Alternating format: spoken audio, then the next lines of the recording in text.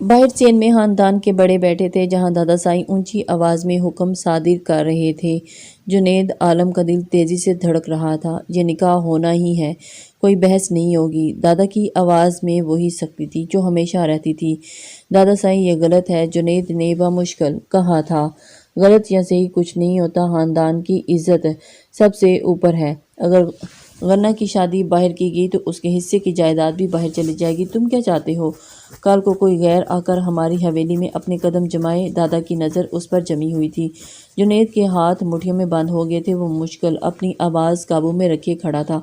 دادا سائی، میں نے ابھی اپنی زندگی شروع بھی نہیں کی، میں کیسے؟ بس نکاح پڑھوایا جا رہا ہے۔ دادا کی آواز پتھر کی طرح سخت تھی۔ مولوی صاحب شروع کریں۔ اور چند ہی لمحوں کے بعد نکاح مکمل ہو گیا۔ جنید نے دروازہ کھولا تو گنہ سادگی سے بیڈ پر بیٹھی ہوئی تھی اور اس کی عمر محض 12 سال تھی، مگر آنکھوں میں عجیب سی معصومیت تھی۔ یہ سب کیا ہے؟ جنید کی تیز آواز پر گنہ نے معصومیت سے دیکھا تھا۔ مجھے نہیں پتا، سب لوگ خوش ہیں تو شاید ٹھیک ہے۔ ٹھیک ہی ہوگا نا؟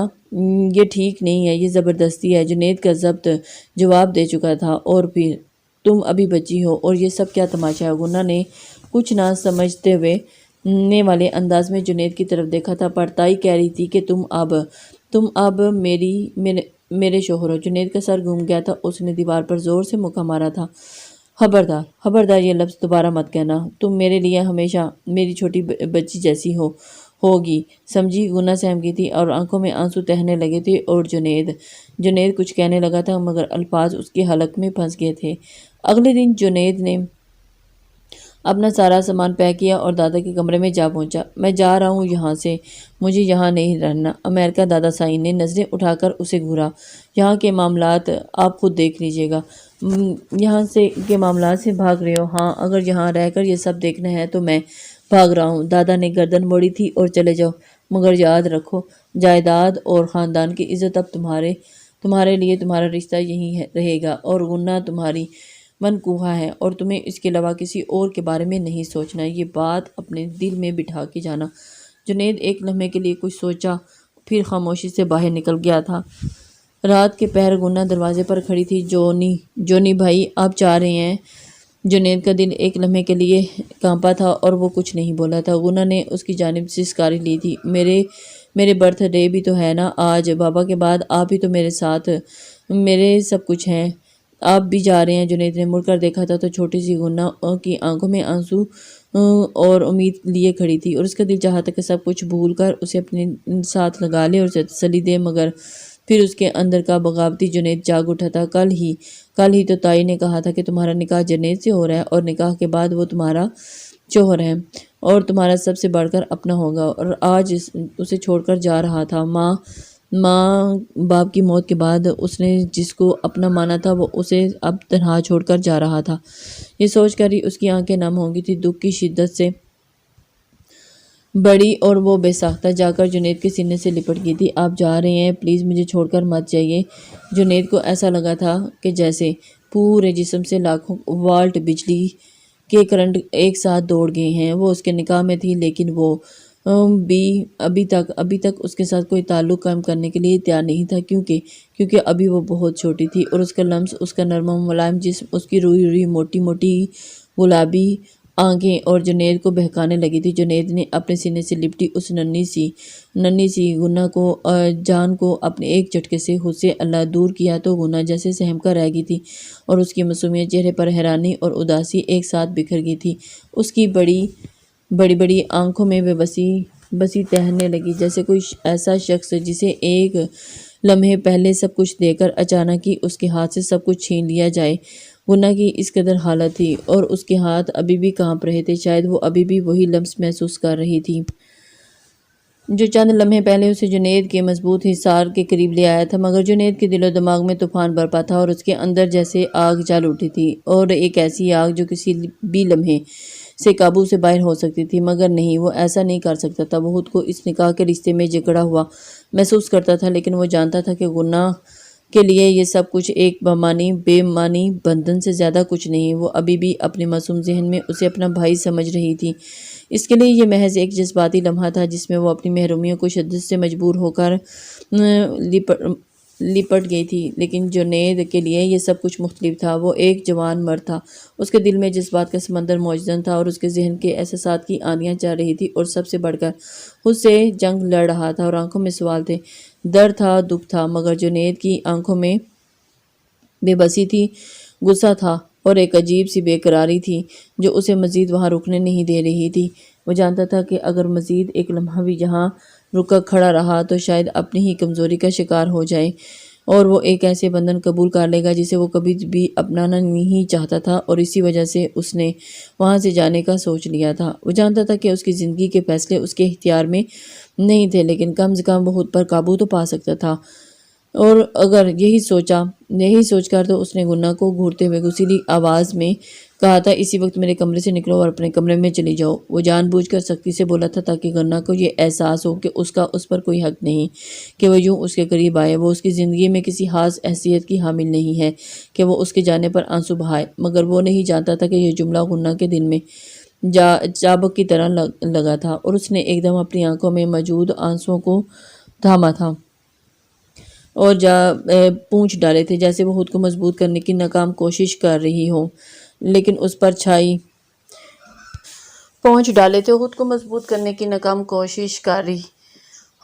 اس کے چہرے پر چھائی نمی اس کی شکست کا منہ بولتا ثبوت تھی۔ وہ کچھ بھی کہے بغیر دروازے کی طرف بڑھی، مگر جیسے ہی دروازے کے قریب پہنچی تو پلٹ کر ایک نظر جنید کو دیکھا کہ اس کی آنکھوں میں ایک سوال تھا، ایک التجا تھی، جیسے وہ پوچھ رہی ہو کہ وہ کیوں اس کے ساتھ ایسے کر رہا ہے، کیوں وہ اسے اس طرح چھوڑ کر جا رہا ہے، جبکہ سب نے کہا تھا کہ وہی اس کا سب سے پہلے اس کا اپنا ہوگا۔ اس کے چہرے کے سوالوں پر مگر جنید نے اپنے چہرے کے تاثرات کو سخت رکھے ہوئے تھا۔ وہ نہیں چاہتا تھا کہ وہ مزید کسی الجھن میں پڑے یا کسی امید کا دامن تھامے۔ اس نے رخ موڑ لیا، یہ ثابت کرنے کے لیے کہ وہ اس کی طرف دیکھنا بھی نہیں چاہتا۔ گنا نے آخری بار اس کی پشت کو دیکھا، مگر خاموشی سے دروازے سے باہر نکل گئی۔ اس کے قدم بوجھل ہو گئے، وہ جیسے ہی وہاں سے جانا نہ چاہتی ہو، مگر وہ جانتی تھی کہ جنید نے اسے جانے کا حکم دیا ہے، اب وہ رک نہیں سکتی۔ وہ جانتی تھی کہ وہ اس کے ساتھ ایک سامنے نہیں رو سکتی، وہ اپنا دکھ ظاہر نہیں کر سکتی، کیونکہ جنید کو اس کا کوئی پرواہ نہیں تھی۔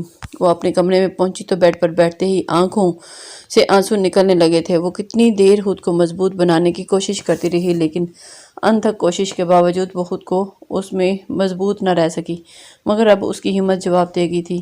وہ آج خود کو تنہا محسوس کر رہی تھی، جتنا شاید اس دن جب اس کے والد کا جنازہ اس کے سامنے رکھا تھا۔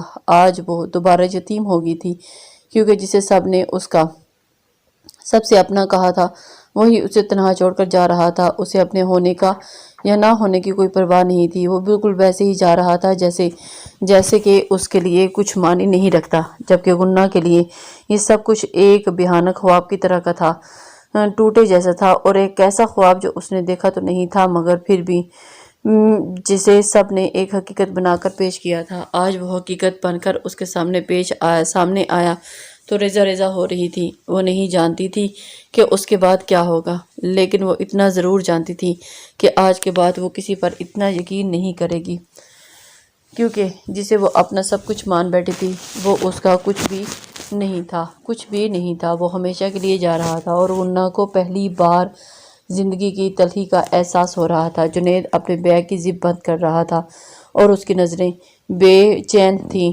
ذہن میں کئی خیالات ایک ساتھ گردش کر رہے تھے، جنہیں وہ ہچکولے کھا رہا تھا۔ یہاں سے نکلنا چاہتا تھا، جلد از جلد اس جبر سے چھٹکارا پانا چاہتا تھا، مگر دل کے کسی کونے میں ایک عجیب سا بوجھ تھا، جیسے وہ کچھ غلط کرنے جا رہا تھا، مگر پھر بھی خود کو روک نہیں پا رہا تھا۔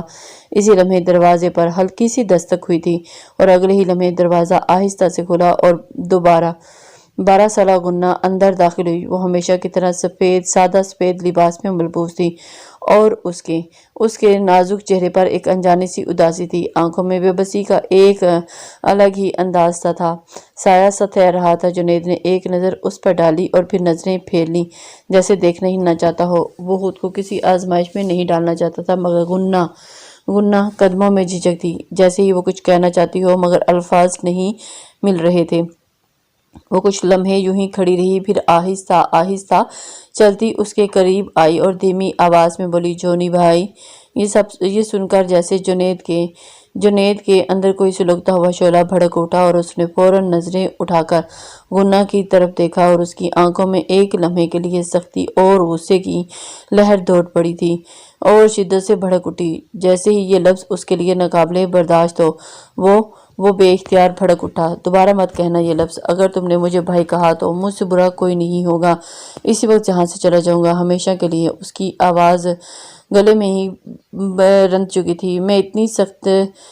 आवाज़ में इतनी सख्ती थी कि गुन्ना एकदम सहम गई थी। वो नहीं जानती थी कि इस एक लफ्ज से जुनैद को इतनी तकलीफ होगी। उसका दिल कांपने लगा और आंखों में आंसू भर आए। वो समझ नहीं पाई कि उससे कौन सी गलती हो गई थी। वो तो बस अपने जज्बात को ज़ेरे असर बोली थी, मगर जुनैद के लिए ये एक लफ्ज़ सब कुछ बर्बाद कर देने के लिए काफ़ी था। वो इस निकाह के जबर को किसी भी तरह कबूल नहीं कर सकता था और ये रिश्ता उसके लिए एक ज़बरदस्ती का रिश्ता था, ज़बरदस्ती का बंधन था जिसे वो तस्लीम नहीं कर पा रहा था। वो हर हाल में इसे दूर भागना चाहता था, मगर गुन्ना की आंखों में आंसू देखकर अचानक उसका दिल किसी नामालूम एहसास के बोझ तले दबने लगा था। गुन्ना ने अपनी आंखें झुका ली थी, उसके होंठ कांप रहे थे। वो धीरे से बोली, मुझे बाबा की बहुत याद आ रही है। आज मेरा बर्थडे है और बाबा हमेशा इस दिन सरप्राइज करते थे, मगर अब बाबा नहीं है और सब लोग इतने बदल गए हैं कि किसी को इस चीज़ का एहसास ही नहीं। मुझे लगता है मैं तन्हा हूँ, बहुत तन्हा। जुनैद की सांस जैसे हलक में ही अटक चुकी थी। वो जो अभी तक गुस्से में तप रहा था अचानक बिल्कुल खामोश हो गया था। उसके अंदर एकदम किसी चीज़ ने टूटने की आवाज़ दी थी। वो जानता था कि गुन्ना के लिए ये सब कुछ बहुत ज़्यादा है। वो जानता था कि उसका दिल दुख रहा है। वो जानता था कि वो एक मासूम बच्ची है जो सिर्फ अपने वालिदैन के खोने के बाद सहारे की तलाश में है, मगर वो खुद भी तो उलझा हुआ था। वो खुद भी तो इसी सब से निकलना चाहता था, मगर फिर भी वो जानता था कि गुन्ना के आंसू नज़रअंदाज नहीं किए जा सकते थे। वो कुछ लम्हे खामोशी से खड़ा रहा, जैसे किसी कश्मकश में हो, और फिर एक गहरी सांस लेकर मेज़ की तरफ बढ़ा और दराज से एक छोटा सा बॉक्स निकाला। फिर उसे खोलकर गुन्ना के सामने किया था। ये लो तुम्हारा तोहफा। गुन्ना ने हैरानी से बॉक्स को देखा और फिर सवालिया नज़रों से जुनैद की तरफ देखा, जैसे उसे यकीन न आ रहा हो कि उसने वाकई ही उसके लिए उसे तोहफा दिया है। वो धीरे से बोली, मेरे लिए? जुनैद ने इस्बात में सर हिला दिया था। उसकी तो खुशी का ठिकाना नहीं था। हाँ तुम्हारे लिए, मगर ये मत समझना कि इसका मतलब कुछ ज़्यादा है। मैं सिर्फ इसलिए दे रहा हूँ क्योंकि तुमने कहा था कि तुम्हें बाबा इस दिन तुम्हें सरप्राइज बाबा की याद आ रही है और तुम्हें हमेशा कुछ न कुछ देते थे, तो बस मैं चाहता हूँ कि कम से कम तुम्हें आज के दिन के लिए खुशी मिले। गुन्ना ने झिझकते हुए बॉक्स खोला और उसके अंदर एक खूबसूरत गुड़िया थी जिसके सुनहरी बाल थे और वो किसी तरह की शहजादी नजर आ रही थी। गुन्ना ने कांपते हाथों से गुड़िया को उठाया और आंखों में आंसू लिए जुनैद की तरफ देखा। मुझे नहीं पता था कि आप मेरे लिए इतना सोचते हैं। जुनैद ने फौरन जो दूसरी तरफ मोड़ लिया, जैसे ये अल्फाज उसके लिए कोई छुपी हुई चुभन पैदा कर रही हों, और उसने सर्द लहजे में कहा, बस अब जाओ और अपना बहुत सारा ख्याल रखना, कमरे में जाके सो जाओ। गुना ने आहिस्ता से हाँ में सर हिला दिया और तोहफा सीने से लगाकर बाहर चली गई, मगर जुनैद के दिल में एक अजीब सी बेकरारी थी। वो जानता था कि उसने आज जो किया वो सिर्फ उस लम्हे के जज्बात में बहकर कर दिया, लेकिन वो हमेशा ऐसा नहीं कर सकता। वो हमेशा इस निकाह को नज़रअंदाज नहीं कर सकता, ज़िंदगी नहीं गुजार सकता। उसे कहीं ना कहीं कोई फैसला करना था। रात के इस पहर गहरी हो रही थी और जुनैद खिड़की के पास खड़ा था। वो मज़ीद इस कैद में नहीं रह सकता था और अपनी ज़िंदगी अपने तरीके से गुजारना चाहता था, और यह सब उसके लिए नाकाबिले बर्दाश्त हो चुका था। वो फैसला कर चुका था कि वो वहाँ से चला जाएगा और इसीलिए हमेशा के लिए अमेरिका जाकर अपनी नई ज़िंदगी शुरू करेगा। सारी रात सोचने के बाद वो इस जबर से खुद को आज़ाद कर लेगा, मगर वो नहीं जानता था कि उसके जाने के बाद गुना पर क्या गुजरेगी। वो नहीं जानता था कि उसका ये फैसला किसी और के लिए कितना बड़ा सदमा होगा। वो बस अपनी ज़ात के दायरे में रहकर सोच रहा था। उसे किसी की परवाह नहीं थी। उसी बेकरारी में उसने अपना बैग उठाया और रात के अंधेरे में ही घर से चला गया था।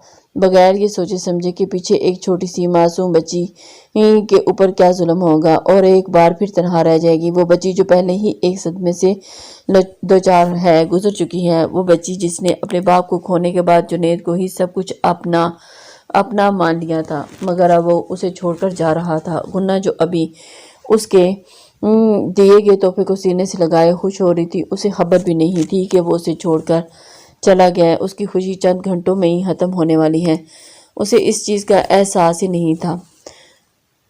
صبح جب وہ اٹھے گی تو جنید وہاں نہیں ہوگا۔ اس کے خاندان کے اصول سخت تھے، روایات گہری تھی، اور اسی وجہ سے وہ رات کے اندھیرے میں ہی گھر چھوڑ کر چلا گیا تھا۔ اور جائیداد کو بٹوارے کو روکنے کے لیے صدیوں سے ایسے ہی سخت فیصلے کیے جاتے رہے تھے۔ دادا سائی یعنی ملک سلطان حویلی کے سب سے بڑے اور با اثر فرد تھے۔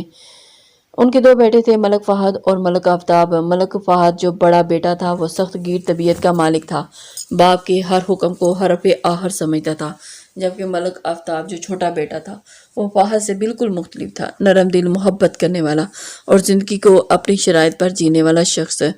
جیسے خاندان کی روایات میں قید رہنا پسند نہیں تھا، مگر وہ جانتا تھا کہ اس حویلی کی دیواروں میں قید رہنا اس کی مجبوری ہے۔ پھر بھی اس نے ایک دن ہمت کر کے اپنے باپ یعنی ملک سلطان کے فیصلوں کے خلاف جانے کی ٹھان لی، اور اس نے محبت کی تھی، محبت جو اس حویلی کے اصولوں کے خلاف تھی۔ اس نے ایک عام گھرانے کی لڑکی سائرہ کو چاہا تھا، جو نہ کسی جاگیردار کی بیٹی تھی اور نہ کسی بڑے خاندان کی فرد۔ وہ ایک اسکول ٹیچر کی بیٹی تھی، مگر آفتاب کو اس سے محبت ہوگی اور وہ کسی بھی قیمت پر اس سے شادی کرنا چاہتا تھا۔ یہ خبر جب دادا سائیں تک پہنچی تو حویلی میں کوہرام مچ گیا تھا۔ ملک سلطان کا پارا چڑھ گیا تھا اور وہ اپنی جائیداد اپنے خاندان کے اصولوں کو کسی بھی صورت ٹوٹنے نہیں دینا چاہتا تھا، اور وہ تو انہوں نے آفتاب کو سمجھانے کی کوشش کی، مگر جب وہ نہ مانا تو انہوں نے اس پر سختی سے فیصلہ سنایا کہ اگر آفتاب نے سائرہ سے شادی کی تو اسے جائیداد میں سے ایک پھوٹی کوڑی بھی نہیں ملے گی، اور اس کے لیے حویلی کے دروازے ہمیشہ کے لیے بند کر دیں گے۔ مگر آفتاب کو دنیا کی کوئی طاقت اس فیصلے سے نہیں ہٹا سکی۔ وہ اپنی محبت کے لیے ہر سزا سہنے کو تیار تھا۔ اس نے خاندان کی مخالفت کے باوجود سائرہ سے شادی کر لی۔ یہ شادی ملک سلطان کے لیے ایسا دھچکا تھی جسے سن کر ان کی تو برداشت نہ کر سکے، اور نتیجہ یہ نکلا کہ انہوں نے آفتاب کو ہمیشہ کے لیے حویلی سے نکال دیا، اور آفتاب بھی سب کچھ چھوڑ کر چلا گیا۔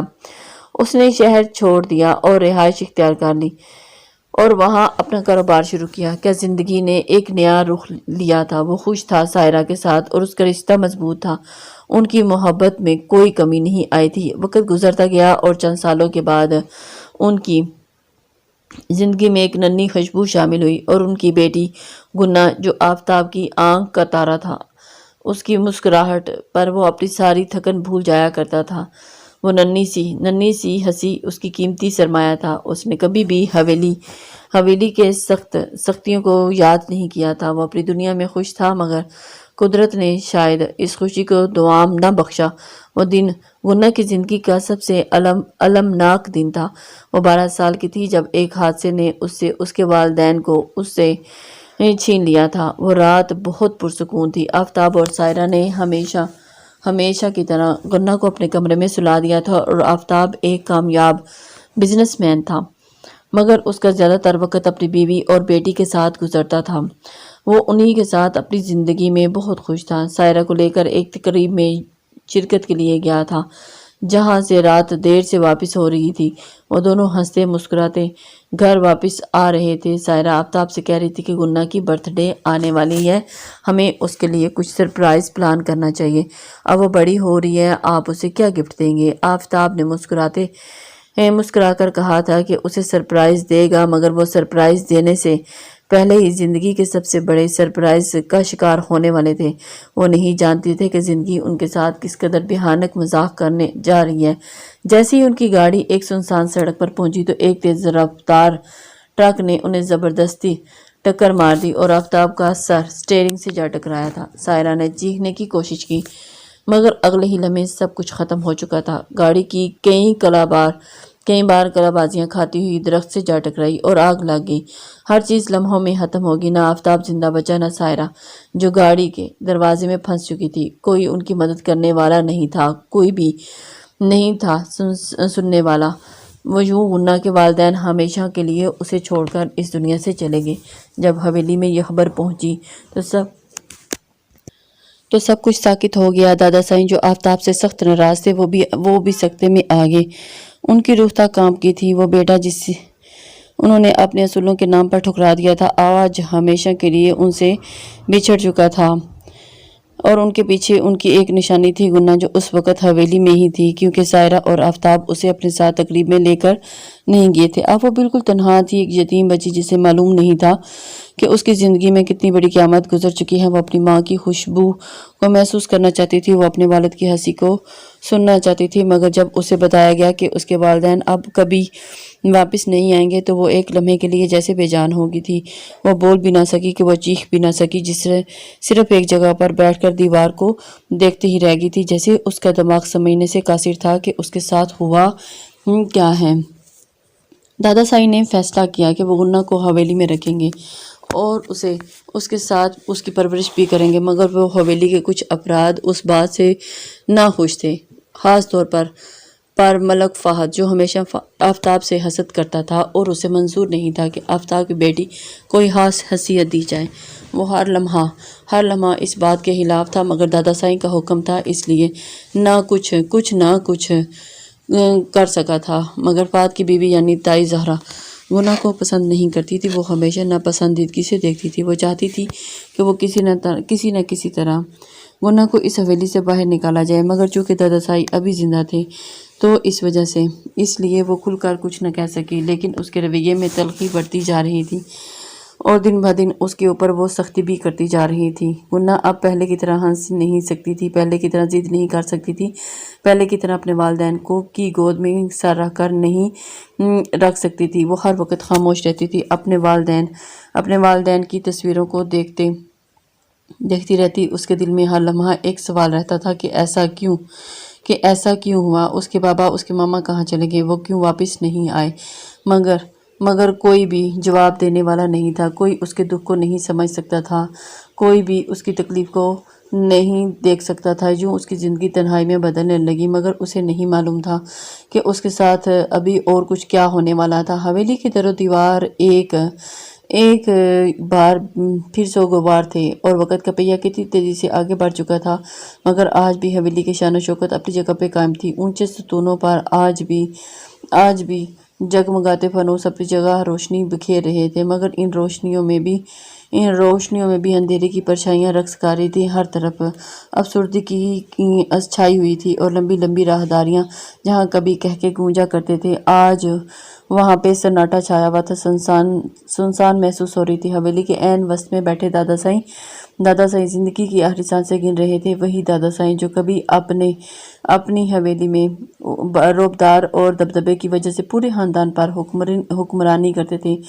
آج کمزور اور بے بس دکھائی دے رہے ہیں۔ حویلی کے ایک کمرے میں ایک شخص دیوار سے ٹیک لگا کر کھڑا تھا، جنید، جو 5 سال پہلے یہ سب کچھ چھوڑ کر جا چکا تھا۔ یہ حویلی، یہ جائیداد، یہ رشتے، سب کچھ پیچھے چھوڑ آیا تھا، آج پھر اسی حویلی میں کھڑا تھا جہاں ہر چیز ویسی کی ویسی تھی، مگر اگر کچھ بدلا تھا اور اس کا دل ویسا نہیں رہا تھا۔ وہ نہیں جانتا تھا کہ وہ یہاں کیوں آیا ہے، شاید دادا سائی کی آخری خواہش تھی، یا شاید تقدیر نے پھر اسے اس مقام پر لا کر کھڑا کر دیا تھا کہ جہاں سے وہ بھاگنا چاہتا تھا۔ وہ سب سے زیادہ بے چین اور بے سکون نظر آ رہا تھا، اور بے چین کرنے والی وہ آواز تھی جو اسے بے اختیار کمرے کے دروازے تک کھینچ لائی تھی، وہ آواز جو اس کے سینے میں ہلچل مچا رہی تھی، جو اسے بے چین کر رہی تھی، وہ آواز جو گننا کی آواز تھی، جو دادا سائی کے کمرے میں بیٹھ کر بے آواز رو رہی تھی۔ اس کی آنکھوں سے آنسو ٹوٹ کر بکھر رہے تھے،